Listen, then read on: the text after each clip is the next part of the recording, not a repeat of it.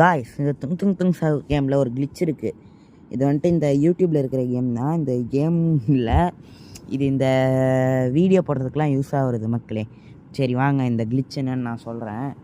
First இதை தூக்கி இந்த டாக்டர்கிட்ட வைக்கலாம். அடுத்த இதை தூக்கி இங்கே வைக்கலாம்.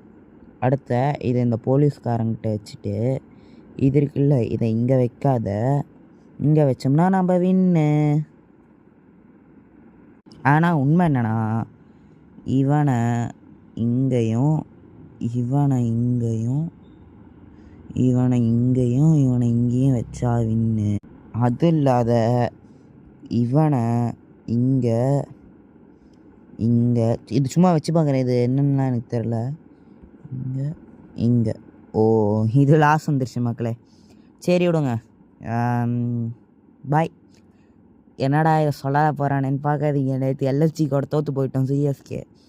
பரவாயில்ல, அடுத்த மேட்ச் மோஸ்ட்லி தோனி விளையாட வாய்ப்பு இருக்குது. தலை தோனி. ஏன்னா நாளைக்கு சென்னையில் மேட்ச்சு.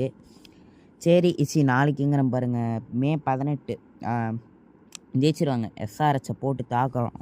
பார்க்கலாம், 2 மேட்ச்சில் ஜெயிச்சா தான் ப்ளே ஆஃப்குள்ளே போக முடியும்.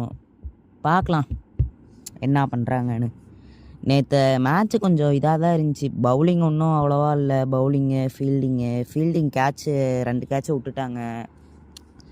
பேட்டிங் என்ன தான் நல்லா இருந்தாலும் கொஞ்சம் ஃபஸ்ட்டு 3 பேட்ஸ்மேன் வந்துட்டு நல்லா ஆடிருக்கலாம். சஞ்சு சாம்சன் நல்லா அடித்தார் 4 அது இதுன்னு.